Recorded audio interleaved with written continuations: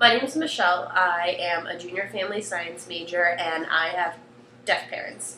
My dad's hard of hearing. He can hear with his hearing aids in, but my mom is 100% deaf. She can't talk or hear. And I know you like to keep in contact with your family, that you're really close with them. Yeah. I basically keep in touch with my parents. It's a lot through texting, because obviously if I call them, they're not going to hear me. The only time I ever really call them is if I want them to look at their phones, because I am waiting for them to respond to a text message. But most of the time what I do is I either text them to get on Skype and we talk via Skype. But if the internet's like really sucky, what I can do is there's something called the VRS, which is the video relay service. In my parents' house, they have something connected to their TV called a video phone. And it's basically like a webcam, but for your TV. So it sits on the top, and if someone calls around the lens, lights flash. So my parents see that it's ringing. And if it's a deaf person, the other person who would, in this case, also have a video phone would answer, and they would come up on the TV. Whereas if it's a hearing person calling, like in my case, I would call, it's called the video relay service.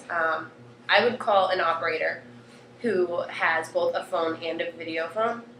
They would call my parents, and I would talk to the video relay person, and then they would call my parent, and they would interpret what I'm saying to my parents. Then my parents would sign back to her over the video phone. Then she would speak back to me what they're saying. Does that make sense? Yeah. Okay. Are there any downsides to using that service? Well, sometimes you can wait a really long time for an operator, and if it's like an emergency or something that like I need done right away, it's like kind of inconvenient, and also it's like weird because if I'm like hanging up with my parents and I'm like, love you, I'm like actually saying it to like a stranger, and then a stranger is saying it back to me. It's like kind of weird. My sister's actually a video relay operator, and like a lot of times people are worried, like, aren't you afraid that they're going to tell someone what you were saying, like, isn't it private? And I was like, well, they are held to a standard code of ethics. Like, they're not allowed to say, like, give my name or even talk about what I signed to them or talk to them about unless it's, like, if I'm, like, doing something illegal. Other than, like, having to wait a while, it's actually not that bad as opposed to, like, you used to have to, like, my parents used to have a TTY. I don't know what that stands for, but it basically was like your standard like keyboard from a laptop, and then above it, it just had this strip, like a screen, and whatever. It was kind of like a marquee where like things would scroll across, and like whatever the person was typing would gradually show up on it. And like I would have to wait till my parents typed out everything they were gonna say, and then the operator would speak it back to me, and then I had to wait for her to type it out. Whereas like now she can just like sign it instantly, and it's like so much quicker and such an easier process.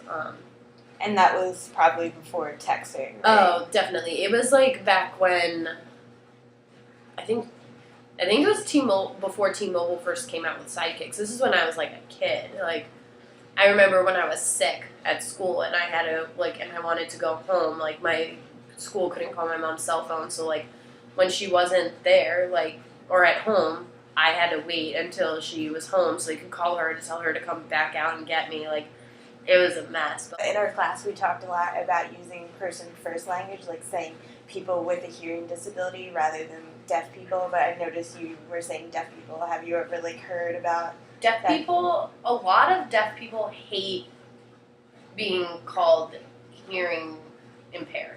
Deaf people, being deaf isn't a physical. I mean, it is a physical disability, but more so for deaf people, it's a culture. Like, you wouldn't call a Hispanic person like a person from South America. You would call them a Hispanic person. And with deaf people, it's very much similar. They have their own language. They have their own, like, cultural tendencies. Like, for example, deaf people are blunt to the point where, like, a friend of mine went home from college one day, and I went to go see her, and her mom just went, "You got fat." Like, whereas a lot of other moms are like, "Oh, you look rounder," like, stuff like that, you know what I mean? Like, deaf people are very blunt, they are in your face, they, like, this is also a cultural thing, deaf people congregate in the kitchen. because the kitchen has the best lighting, so they can see each other better. Little fun fact for you: deaf people congregate in the kitchen. If you're ever at a deaf event or like a deaf person's house and you're wondering where the hell everybody is, look in the kitchen. They're all there. And I'm not saying that every deaf person prefers being called deaf. It's just like a majority of the deaf people, actually all the deaf people that I've come across, would rather be called deaf than hearing impaired because it's a pride thing.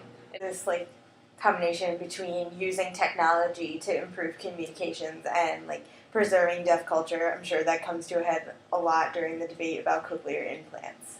Cochlear implants are a very heated topic. I know a lot of people who are in the deaf community very against cochlear implants, who are like, being deaf isn't a disability, it's a culture, like I just said. Like, a lot of deaf people pride themselves on being deaf, and preserving the culture is definitely, like, I think something that, I don't want to speak for the deaf community, but something that they may or may not be, like, worried about preserving. Whereas, like, I know deaf people who have given their children cochlear implants because the education systems aren't something, like, the deaf education system is not fantastic, and they would rather have their children in a hearing school because the education is so much better there. So, they'll give their kids cochlear implants to give them that, like, head start, you know what I mean?